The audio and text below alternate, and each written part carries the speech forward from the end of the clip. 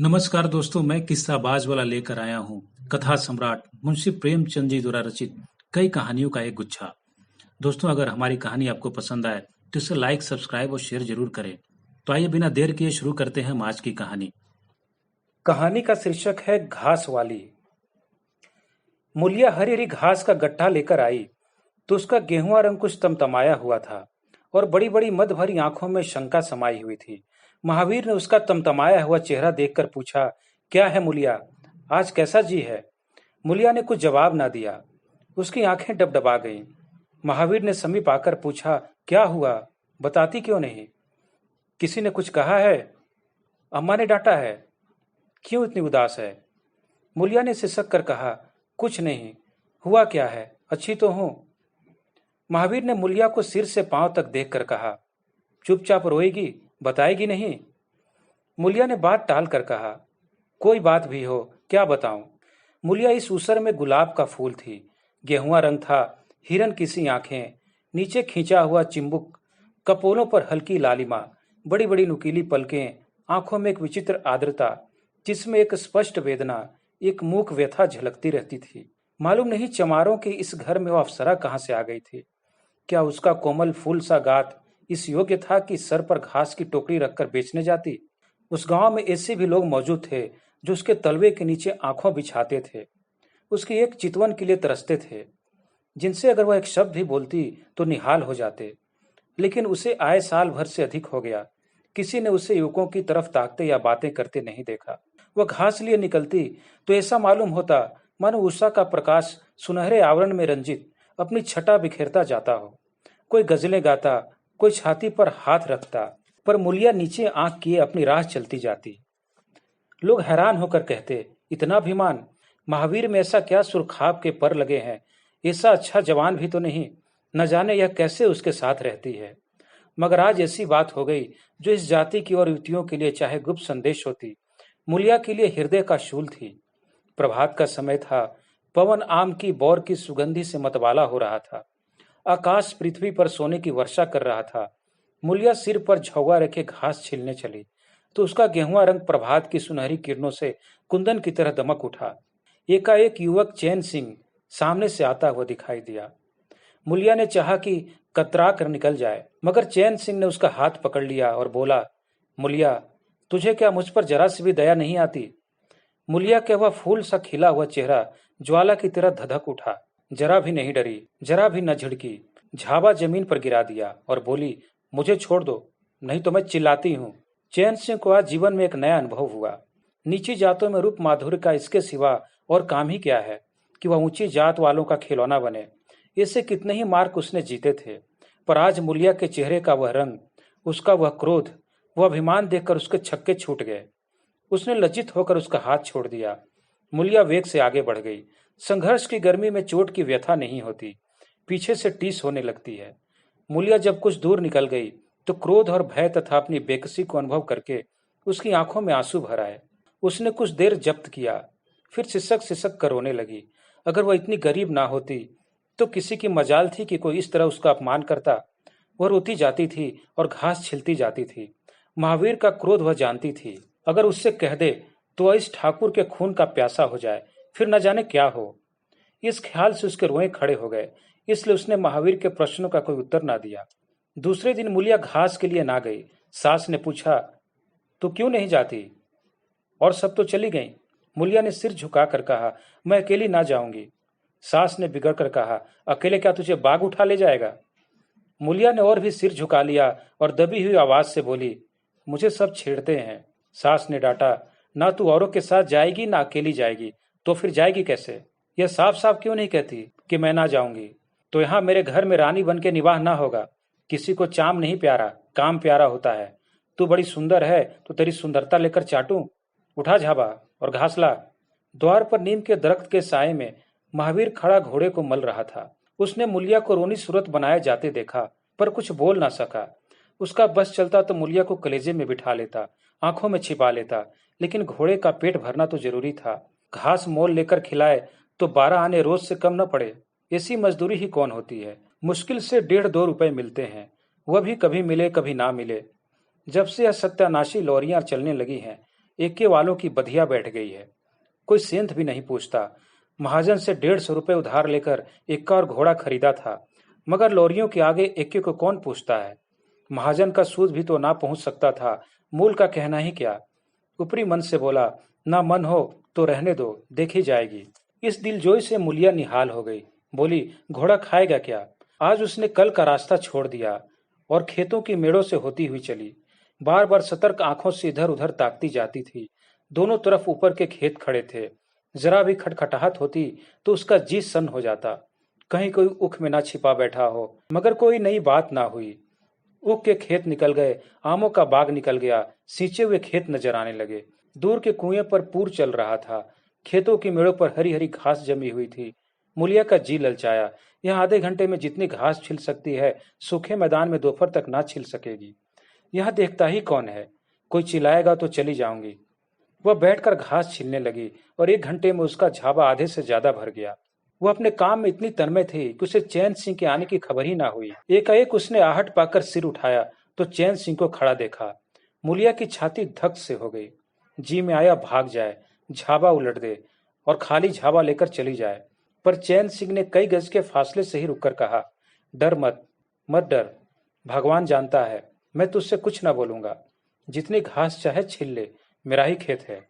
मुलिया के हाथ सुन्न हो गए। खुरपी हाथ में जम सी गई। घास नजर ही न आती थी। जी चाहता था जमीन फट जाए और मैं समा जाऊं। जमीन आंखों के सामने तैरने लगी। चैन सिंह ने आश्वासन दिया, छिलती क्यों नहीं, मैं तुमसे कुछ थोड़े ही कहता हूं, यहीं रोज चली आया कर, मैं छिल दिया करूंगा। मुलिया चित्रलिखित सी बैठी रही। चैन सिंह ने एक कदम आगे बढ़ाया और बोला, तुम मुझसे इतना डरती क्यों है। क्या तू समझती है मैं आज भी तुझे सताने आया हूं। ईश्वर जानता है, कल भी तुझे सताने के लिए मैंने तेरा हाथ नहीं पकड़ा था। तुझे देखकर आप ही आप हाथ बढ़ गए। मुझे कुछ सुध ही ना रही। तू चली गई तो मैं वहीं बैठकर घंटों रोता रहा। जी में आता था हाथ काट डालूं, कभी जी चाहता था जहर खा लूं। तभी से तुझे ढूंढ रहा हूं। आज तू इस रास्ते से चली आई। मैं सारा हार छानता हुआ यहाँ आया हूँ। अब जो सजा तेरे जी में आवे दे दे। अगर तू मेरा सिर भी काट ले तो गर्दन ना हिलाऊं। मैं शोहदा था, लुच्चा था, लेकिन जब से तुझे देखा है मेरे मन से सारी खोट मिट गई। अब तो यही जी में आता है कि तेरा कुत्ता होता और तेरे पीछे पीछे चलता। तेरा घोड़ा होता तब तो तू अपने हाथों से मेरे सामने घास डालती। किसी तरह यह चोला तेरे काम आवे। मेरे मन की यह सबसे बड़ी लालसा है। मेरी जवानी काम ना आवे अगर मैं किसी खोट से यह बातें कर रहा हूँ। बड़ा भाग्यवान था महावीर जो ऐसी देवी उसे मिली। मुलिया चुपचाप सुनती रही, फिर नीचा सिर करके भोलेपन से बोली, तो तुम मुझे क्या करने को कहते हो। चैन सिंह और समीप आकर बोला, बस तेरी दया चाहता हूँ। मुलिया ने सिर उठाकर उसकी ओर देखा। उसकी लज्जा ना जाने कहाँ गायब हो गई। चुपते हुए शब्दों में बोली, तुमसे एक बात कहूं, बुरा तो ना मानोगे। तुम्हारा ब्याह हो गया है या नहीं। चैन सिंह ने दबी जवान से कहा, ब्याह तो हो गया है, लेकिन ब्याह क्या है, खिलवाड़ है। मुलिया के होठों पर अवहेलना की मुस्कुराहट झलक पड़ी। बोली, फिर भी अगर मेरा आदमी तुम्हारी औरत से इस तरह बातें करता तो तुम्हें कैसा लगता। तुम उसकी गर्दन काटने को तैयार हो जाते कि नहीं, बोलो। क्या समझते हो कि महावीर चमार है तो उसकी देह में लहू नहीं है, उसे लज्जा नहीं है, अपने मर्यादा का विचार नहीं है। मेरा रूप रंग तुम्हें भाता है। क्या घाट के किनारे मुझसे कहीं सुंदर औरतें नहीं घुमा करती। मैं उनके तलवों के बराबरी भी नहीं कर सकती। तुम उनमें से किसी से दया क्यों नहीं मांगते। क्या उनके पास दया नहीं है। मगर वहां तुम ना जाओगे क्योंकि वहां जाते तुम्हारी छाती दहलती है।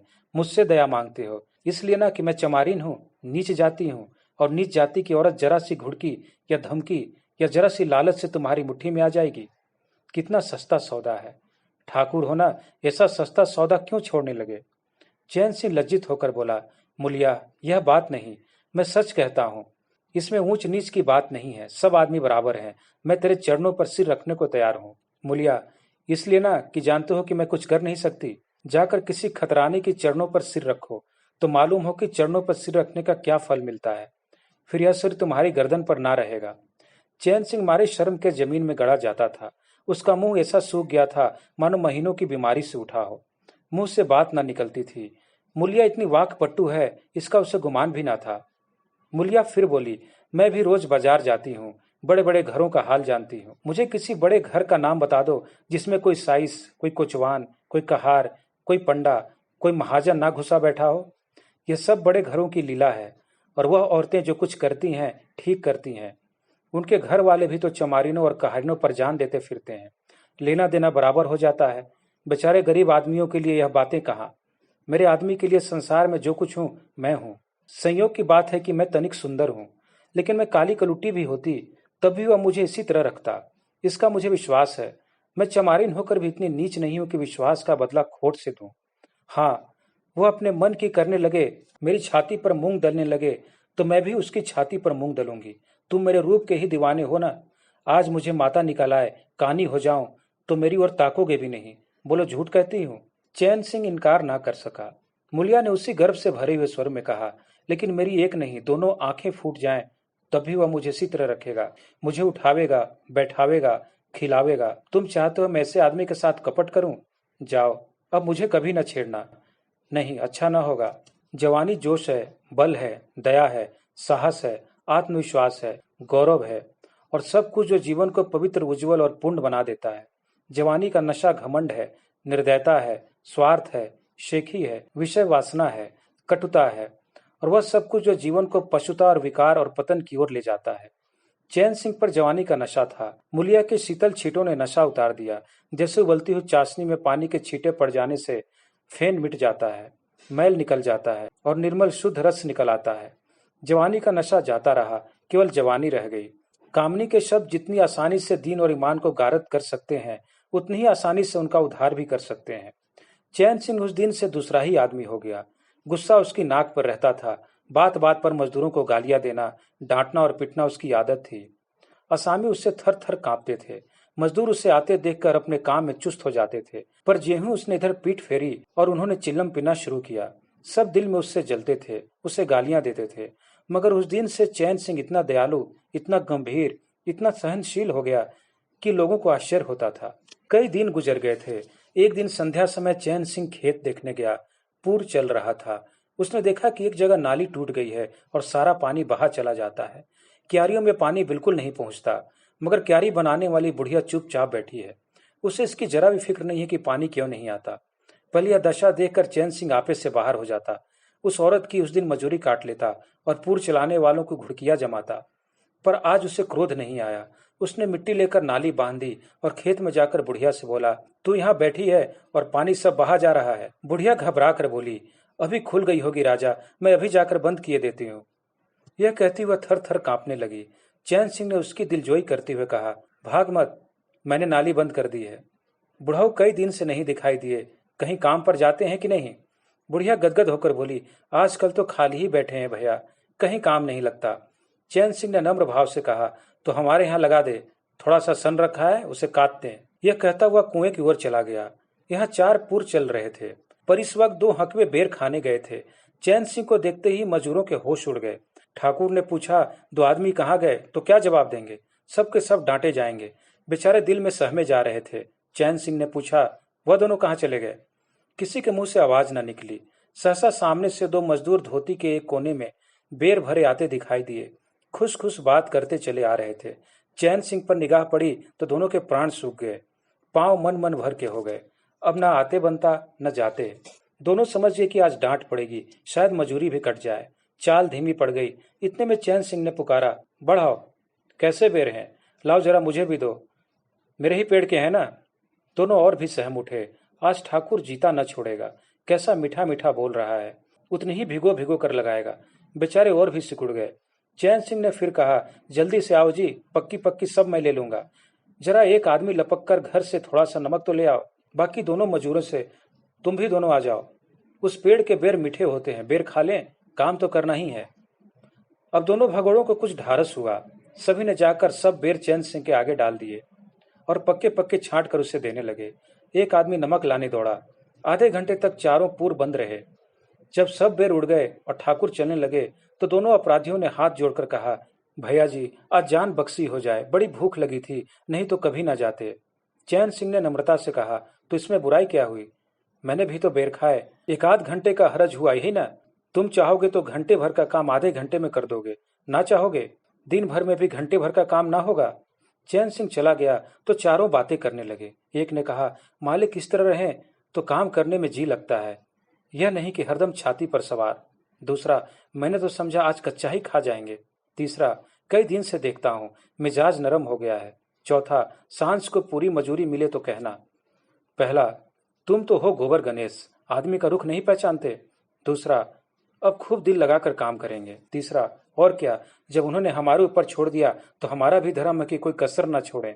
चौथा, मुझे तो भैया ठाकुर पर अब भी विश्वास नहीं आता। एक दिन चैन सिंह को किसी काम से कचहरी जाना था। 5 मील का सफर था। यूं तो अब बराबर अपने घोड़े पर जाया करता था, पर आज धूप बड़ी तेज हो रही थी। सोचा एके पर चला चलूं।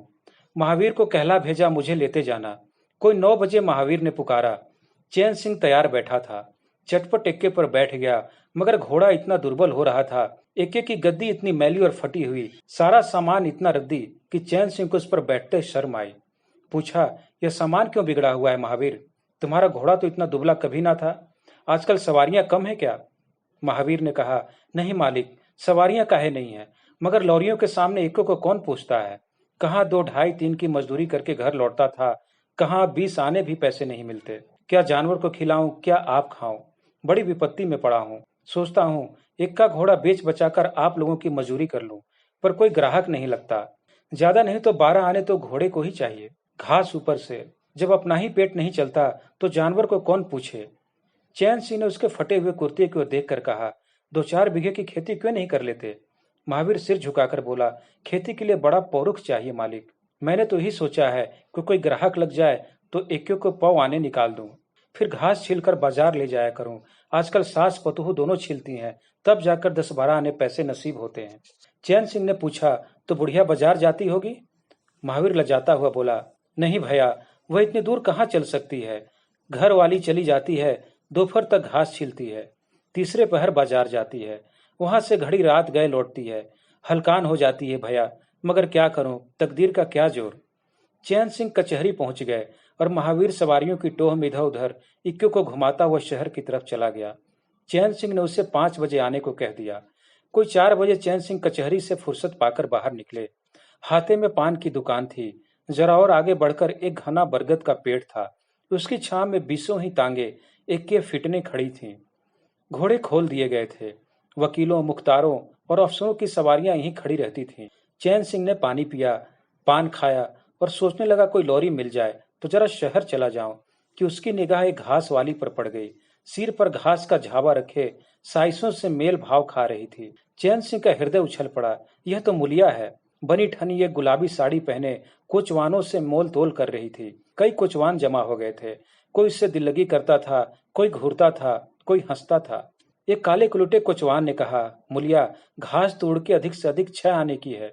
मुलिया ने उन्माद पैदा करने वाली आंखों से देखकर कहा, 6 आने में लेना है तो सामने घसियारी ने बैठी है, चले जाओ, 2-4 पैसे कम में पा जाओगे। मेरी घास तो 12 आने में ही जाएगी। एक अधेड़ कोचवान ने फिटन के ऊपर से कहा, तेरा जमाना है, 12 आने नहीं 1 रुपया मांग, लेने वाले झक मारेंगे और लेंगे। निकलने दे वकीलों को, अब देर नहीं है। एक तांगे वाले ने जो गुलाबी पगड़ी बांधे हुए था बोला, बुढ़ऊ के मुंह में पानी भर आया, अब मुलिया काहे को किसी और देखेगी। चैन सिंह को ऐसा क्रोध आ रहा था कि इन दुष्टों को जूते से पीटे। सब के सब कैसे उसकी ओर टकटकी लगाए ताक रहे हैं, आंखों से पी जाएंगे। और मुलिया भी यहाँ कितनी खुश है, न लाजाती है, न झिझकती है, न दबती है। कैसा मुस्कुरा मुस्कुरा कर रसीली आंखों से देख देख कर, सिर का आंचल खिसका खिसका कर, मुंह मोड़ मोड़ कर बातें कर रही है। वही मुलिया जो शेरनी की तरह तड़प उठी थी। इतने में 4 बजे अमले और वकील मुख्तारों का एक मेला सा निकल पड़ा। अमले लॉरियां दौड़ पड़े, वकील मुख्तार इन सवारियों की ओर चले। कुचवानों ने भी झटपट घोड़े जोते। कई महाशयों ने मुलिया को रसिक नेत्रों से देखा और अपनी अपनी गाड़ियों पर जा बैठे।